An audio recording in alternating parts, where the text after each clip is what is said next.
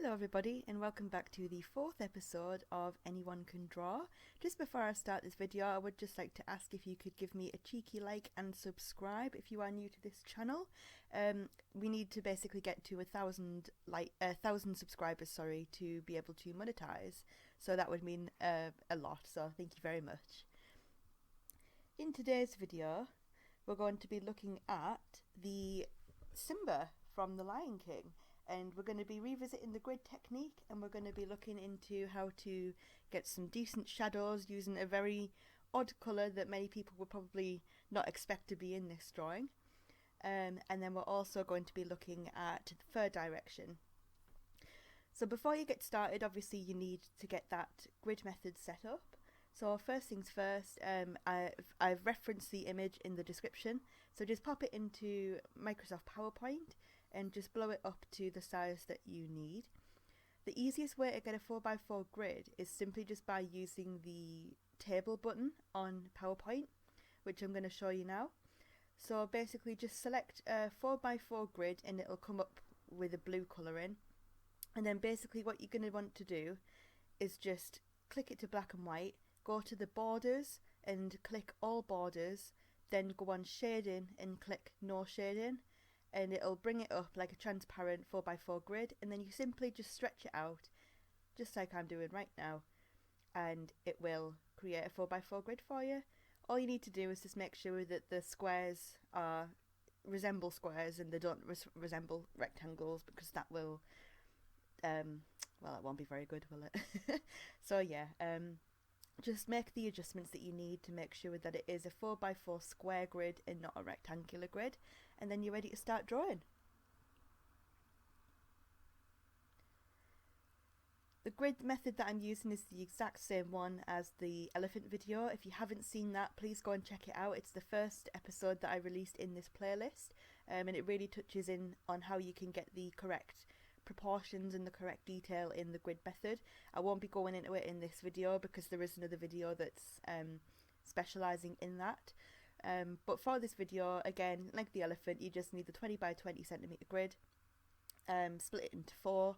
Again, I've got a breakdown on how you can draw the exact grid on the elephant, so please go and check that out if you haven't already seen it.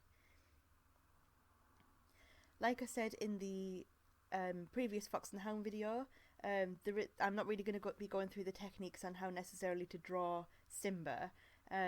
For this one, I know a lot of people wanted to see that in the Fox and the Hound, and I will go into Disney characters down the line, but at the moment I've got a lot of commissions on, and detailing how to drawing Disney characters takes a long time, and for me to break down and detail how to do it will take me a long time.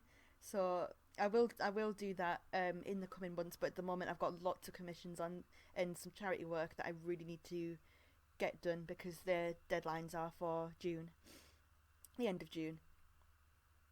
So basically I thought this week, instead of just showing you how I would draw the Fox and the Hound, I would actually do the grid method, and that gives you a better chance to practice the grid method technique and to also draw a realistic Simba without really needing a lot of instruction. Obviously there are a lot of lines and curves in Simba, so if you're struggling, again, I would still recommend doing the techniques I showed you in the elephant, where you just do the basic outline of the elephant. However, for this one I just decided to use basically just dive straight into it.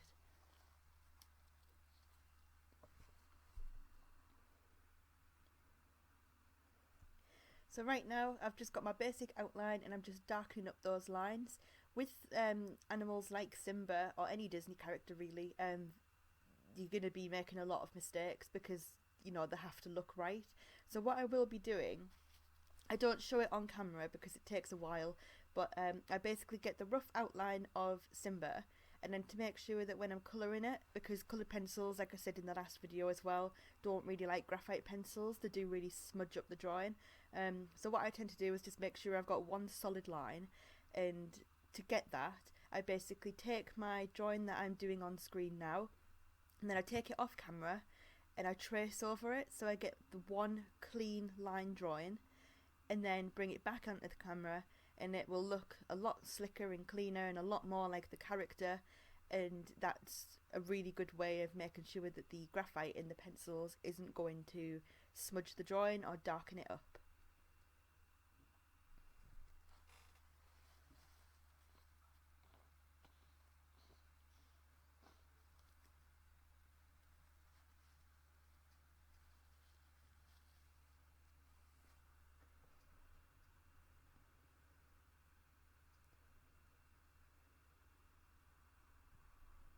So this video is going to be focusing a lot on the shadow technique and also how to do fur direction. The reason I wanted to start with Simba is, like I said as well, I've got a lot of commissions on at the moment, and doing fur direction in a realistic animal takes a long time. I'm talking like it takes days to complete it, and I just don't have that time at the moment. But I do still want to get the content out so that you can learn how to draw. So I thought that doing animated characters at the moment with fur, such as Simba, and with the big manes, will really help to understand that fur direction. So yes, that's why I'm doing animated characters at the moment. The colour that I'm going to be using in this, they're kind of similar to the colours that I used in the Fox of the Hound drawing. So if you did get those W.H. Smith pencils, you'll be needing them again. If you haven't got those W.H. Smith pencils, I will leave the link in the description, or you can just use really standard colouring pencils, because the W.H. Smith ones aren't anything fancy. They're just what I really like, and I think that the pigments in the lead comes through really well, and especially when you're doing realistic animal drawings, they're really good. Once again, I apologise about the light. I am working on it. It's purely because the rest of my house is really dark, so every now and again there will be a sun cast across the page. I do try and time when I complete these drawings. I tend to do them late afternoon, more on a night, so that the sun's round the back of my house, because I sit at the front, and obviously that's where the sun comes through on the day. So yeah, I am trying to work through that. I am really sorry if it does hinder the video, but I'm trying my best with the crazy weather at the moment.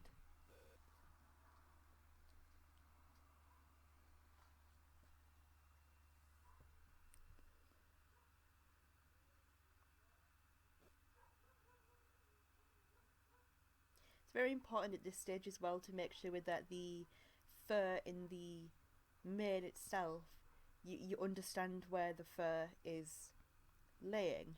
What I mean by that is, for example, around the ear, you can see that to the left of the ear the fur comes in front, but then immediately it goes behind the ear, so you've got like a little pouch in the ear where the fur is quite deep. So you've got to make sure that you understand that for the shadows. At this point, this is where I am just taking the original drawing that I've just drawn on camera, and I'm just going to be tracing over it. So you won't see that in this drawing, but yes, you'll be able. It's a very faint outline that you will be able to just make out in a little bit once I come back after tracing it.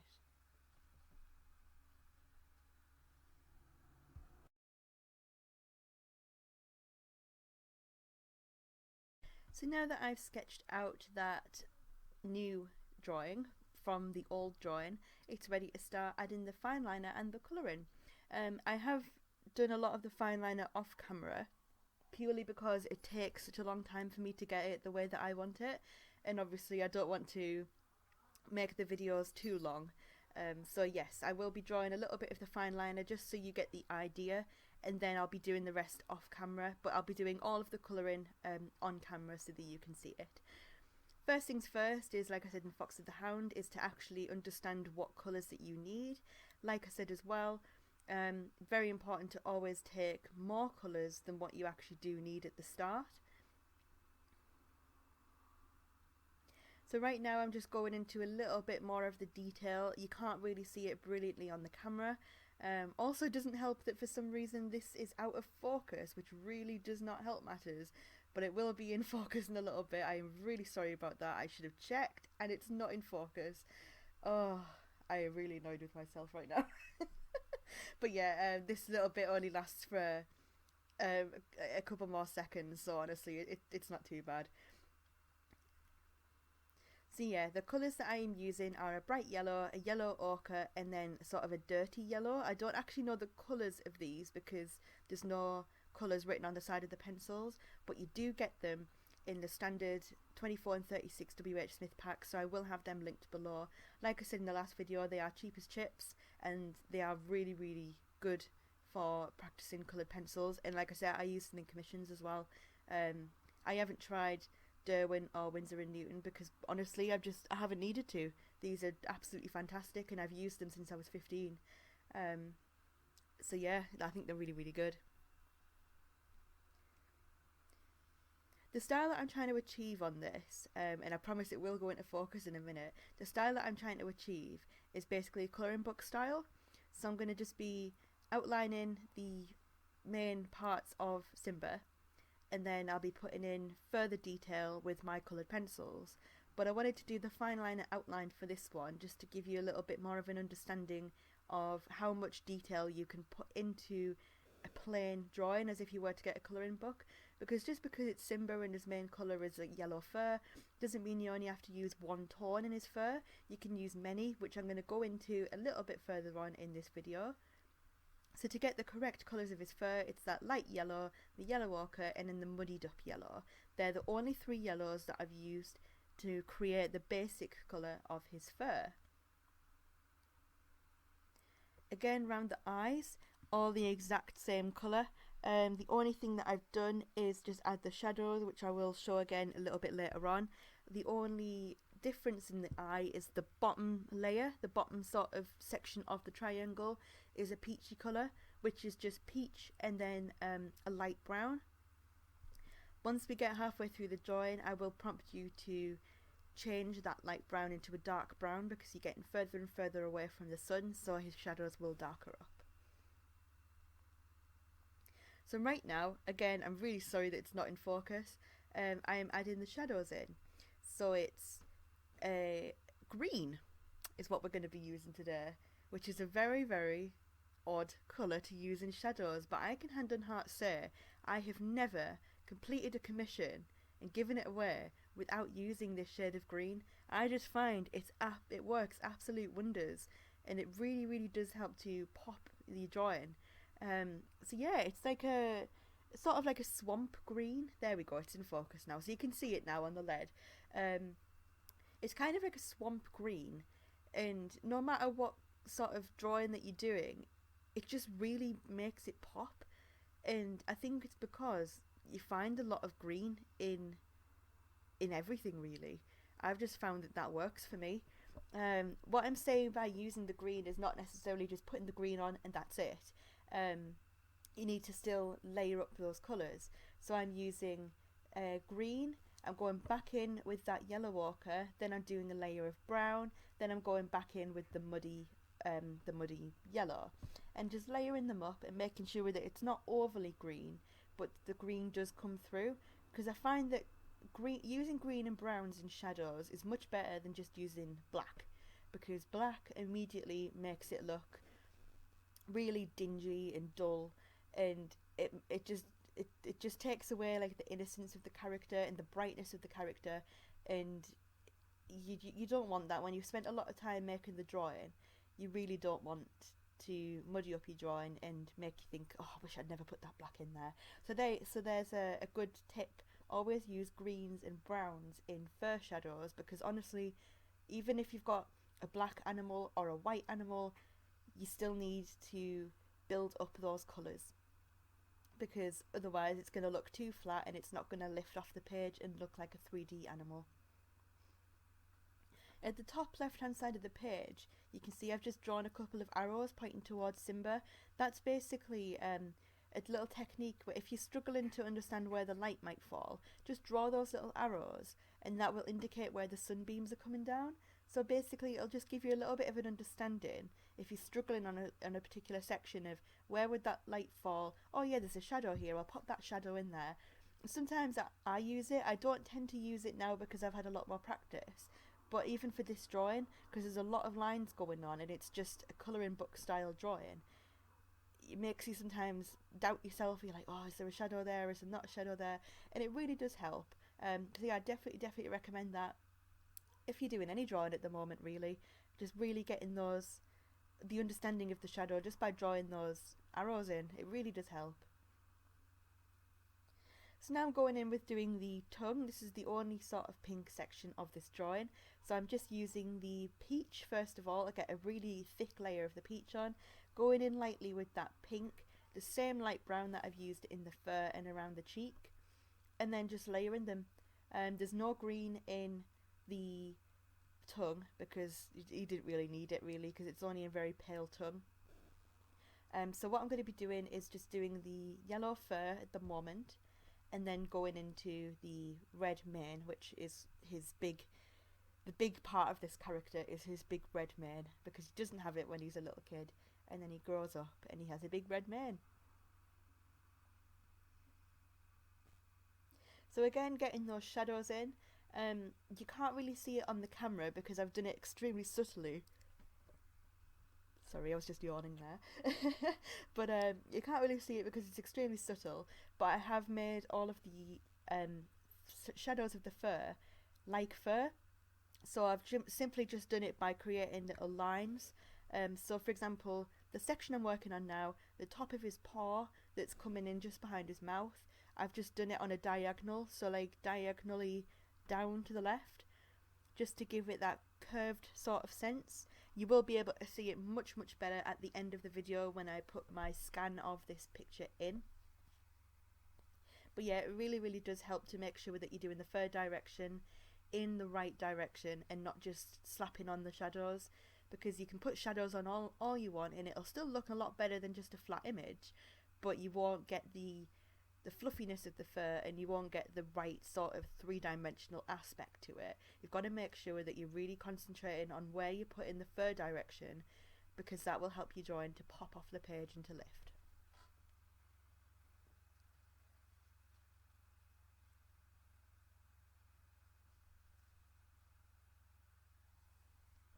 So now we're moving into his very iconic red mane. And there's there's not 4 colours to this, there's 6 colours to this. And they are the peach, the brown, plain red, which we used in the Fox and the Hound as well, the maroon red, the burnt copper, and then a darker brown. And again, they're all the same colours that we used in the Fox and the Hound, they're just very different in the way that they're layered. What I mean by that is we pressed a little bit harder on the browns and the maroon red, whereas in the Fox and the Hound we just slightly touched on that maroon red. We just need it to be a little bit darker because obviously Simba's fur is a lot darker than Todd and Vixie's. To get the shadows in this one, same colours again that I'm going to be using in the fur, in the yellow fur. So it's that swamp green and then the brown, and then instead of doing the yellows, we're just going to be going back in with the crimson red, the maroon red, and the copper brown. And basically with the shadows, it's quite tricky to get the hang of it, but bear with me because I will explain it in the best way that I can. When you're doing shadows, when you come into the end of the fur, so for example the bit of fur that's hanging over Simba's eye, make sure that bit's nice and dark, and then it gets light as it goes up towards the curve at the top. Then when it comes back down to meet the fur line of his forehead, make that dark again. So you're really getting like the thickness of the fur coming through. When you're doing fur, again, like I've just said with the yellow part of his paw, make sure that you're following where the fur lies. So don't just go, oh well, this whole area needs shading with this brown, I'm just going to go do a load of brown over the top. It won't work. You've still got, even though it's still a character and it's an animated character, you've got to follow that fur direction, otherwise it just won't look right at all. So make sure when you're doing those shadows, you're doing the same thing with the green shadows on Simba's fur, where you're following where the fur would naturally lie just by simply doing lines, and it will really help to make that shadow appear more naturally rather than it's being forced in. As you can see as well, so for the top of where his sort of fringe lies, I've added in a little bit of it. I'm just taking a photo here for Instagram. I've added in a little line that kind of joins up where the fur would go, but I haven't put the fine liner in. Using that type of technique is really, really important, because it just makes your drawing pop, but it's also using your art initiative as well. So instead of just being, oh well, I'm just, that fur naturally goes there, so I'm just gonna join it over with the fine liner. If you were to go over there with the fine liner, it would look a bit weird, because it would look like that fringe is massively far ahead on the head than the rest of the mane, and it just wouldn't look right. And then you've got to try and counteract that by putting shadows in and putting light in, and it'll just look really, really strange. And it'll look like that part of the fringe isn't actually part of the mane. So basically, just by doing little connecting lines, just by using the exact same colours in the mane, but just pressing a little bit harder and introducing the tiniest little bit of black, just to darken it up enough, can really help to make the fur look a lot thicker, a lot fluffier, without having to go in further with that fine liner pen. Because fine liners are excellent to use, but in moderation. You don't want to be going too heavy with those fine liners, because it'll look really bulky, really dark, and you won't get the brightness of the character that Disney likes to showcase.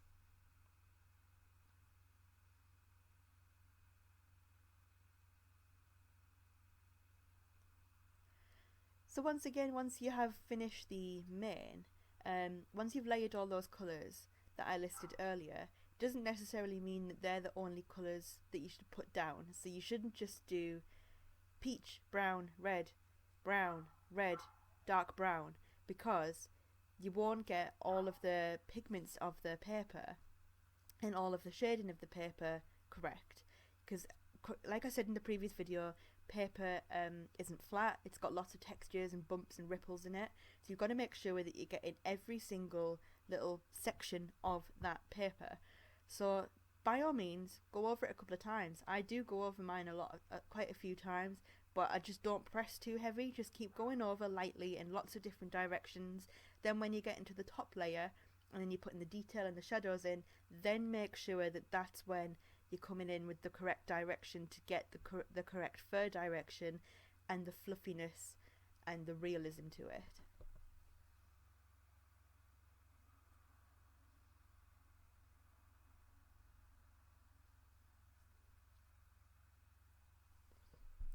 If you are enjoying this video, please give it a cheeky like, and if you feel free to share it as well. I do want to try and get more people engaging in my channel, especially with the Anyone Can Draw series, because I think a lot of people still at the moment, even though lockdown restrictions are they're being lifted a little bit, I still think a lot of people will still be at home, and I think it would be a really good technique for art lessons as well at school. So if you're part of any school, or you know of somebody who really wants to draw but they're not really sure where to start, please tag them in this or forward them this video. It'd really mean a lot.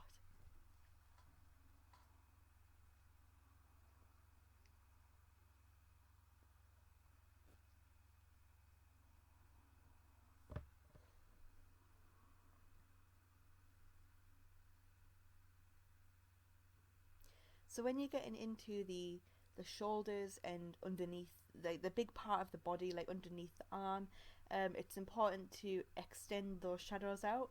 If you keep the shadows all the same sort of width as on the paw and on the face, it won't look right, and it'll just there'll be no point in putting a shadow in, basically, because it'll just look really wrong.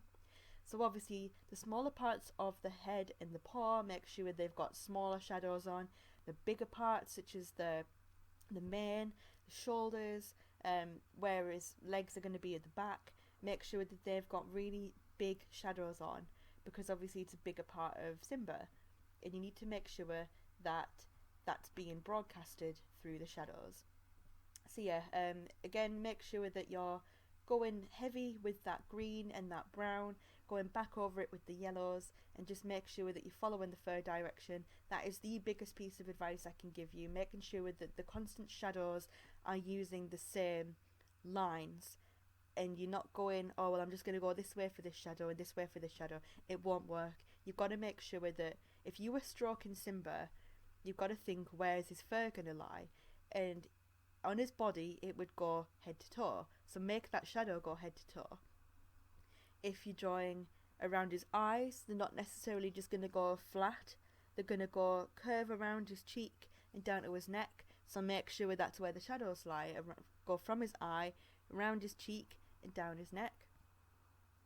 Same thing with the paws. If you're going to be doing the paws, they're not necessarily just going to be flat. They're going to curve around each individual paw. So make sure your shadows are on a curve.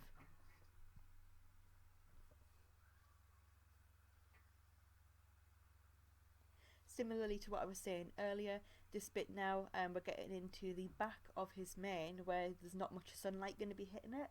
So make sure this bit is a lot darker. And then the little bit that I'm just working on now, you've got to make sure that the pocket, where I've left it blank at the moment, where I'm just starting to colour it in, that little pocket of fur has got to be really dark, because that's obviously where his fur is overlapping it and it's not really being exposed to much natural light. So you've got to make sure that's nice and dark to make the shadows make sense, because like I said, you can put lots and lots of shadows in, it can look really good, but then once you finish the whole picture, if you haven't gone dark or big enough with those shadows, it won't really make sense, and you've basically invested a lot of time into this drawing and it just hasn't been worthwhile. So please, if you're doing this drawing, make sure that the shadows are big enough where they need to be, they're exaggerated where they need to be, and they're dark enough, because that will really help to develop your art skills across all types of drawing. With Fox and the Hound it'll work, with the tabby cat it'll work, with the elephant it'll work, and any drawings that I'm going to be doing in the future that consist of shadows, it will work. I'm going to be sticking with animated characters for a while. I do have my idea for the 5th one. I'm still working on my Tom Nook one as well that I did hint at during the Fox and the Hound. However, it is taking a long time, and like I said, with my commissions, it's not really the time appropriate at the moment. So I will be working on it over the next couple of weeks, but you probably won't be seeing that until maybe the end of June.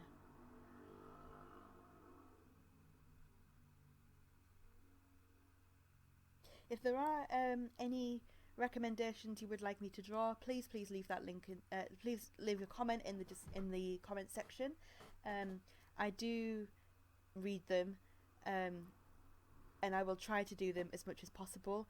Lion King was actually recommended by Charlotte, and again, she did the Fox and the Hound, which I will be posting at the end of this video. It's absolutely fantastic.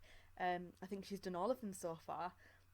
So yeah, if you are working on my drawings and you're going to replicate them at home, or you're even just going to put some of my techniques that I've shown you into your own drawings, please send me them on social media, or even private message me them, whatever you want to do. I'd absolutely love to see them. My social media links will be in the description below, and they're also going to be linked at the end of this video. So please get in touch, and also leave that comment in the comment section letting me know on what drawings you want to see. Charlotte did say in the elephant video that she wanted me to draw a lion, because Lion King was her favourite film. So that's why I've adapted that into Simba. I will go into drawing realistic animals again, like I did with the elephant and the tabby cat. However, because of my commissions at the moment, I just don't have the time for that. So yeah, please keep leaving those comments of your recommendations that you'd like to see, and I will definitely read them, and I will put them into my diary, and we will get some drawings on them, and so you can learn to draw your favourite characters. Don't necessarily think as well that it's just movie and TV characters. The next one that I'm going to be doing is a video game character. If there's anything you want to see at all, whether it's a video game, whether it's a franchise, anything, please leave that comment in that description. Please leave your comment in the comment box, because I'm absolutely open to doing anything as long as it's animal related, because that's what my channel is all about.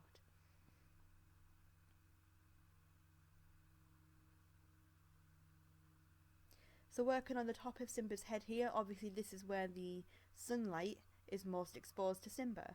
So make sure that you are getting the lightness of his fur correct here. So don't be going, you can still put shadows on just to make, because obviously around the back of his fur where it starts to fade out and the top of his head, that will be a little bit darker, but that's just the natural way that his fur goes.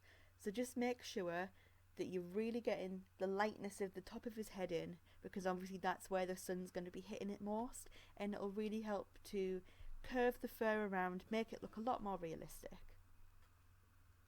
Don't be thinking as well that you need to put too many shadows in on his fur, on his mane, because the fine line has basically done that for you. Just draw where you think would be correct. With the paws, there's a lot of controversy over artists as to what colour Simba's paws actually are. I've stuck with what's shown in the film, which are like a sort of a darker sort of tone, which matches the inside of his ear, which I'll be doing in a little bit. A lot of people tend to do it the same colour as his mane or the same colour as his tongue, but I'm sticking with what I can see when he's a lion cub in the film, which is just sort of that darker colour, which is basically the exact same colours that we've used in his fur. They're just pressed on a little bit darker, and we've gone in with a little bit more of the green and the dark brown. At this stage, once you've got all of this done on your drawing and you're starting to move down the body and the back front leg, you want to start swapping out that light brown for a dark brown. Basically that's because you're getting much further away from the sun, so naturally his fur is going to go a lot darker towards the bottom. You don't want it to go too dark, because obviously you still want him to be a nice light bright character, but just swap out that light brown that we were using on the face in the mane for the dark brown, and it will really help to make that drawing pop.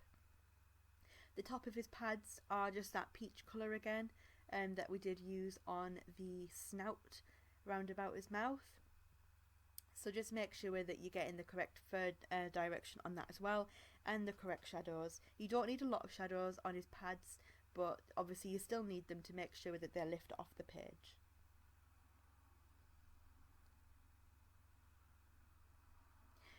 But in terms of drawing Simba, that is virtually it. Just make sure that you're really concentrating on the direction of the fur, where the shadows are going, and make sure that where necessary you're exaggerating where those shadows are going to go. So in a little bit when I work on the belly, make sure that the belly shadows are exaggerated, and it'll really help to make that character pop, and it'll look a lot more realistic rather than just putting a block colour of yellow, a block colour of red. You know, this is really what's going to help you develop as an artist. So basically that is my video. So I'm going to just let the video play out now. Please give it a like and subscribe to my channel if you haven't already. It would really mean a lot. Like I said earlier, we do need to get to 1,000 subscribers in order to be monetized, and we are obviously going to be investing a lot more time into our channel, but the more that you could invest by just simply hitting subscribe and hitting like will go a long way, and we will be able to invest a lot more in our channel once we can get monetized, which means better videos for us to create, which means better videos for you to watch and learn from. So yes, please support us any way that you can, just by liking and subscribing. It really does mean a lot to myself and David when we open our phone and we see we've got a new subscriber. It means the world. So thank you so much for supporting our channel. I'm going to let this video play on. If you do give this Simba a go, please tag me in it on social media. I would love to see it. And at the end of this video, if you stick around, I will be posting on Charlotte's Fox and the Hound drawing. If you would like to be featured in my video like Charlotte is, please tag me in social media on any drawings that you do using my techniques, or any of the drawings that I do that you want to put your own interpretation on. I would love to see them. So thank you very much guys, hope you're all staying safe, and I'll see you in the next video. Bye!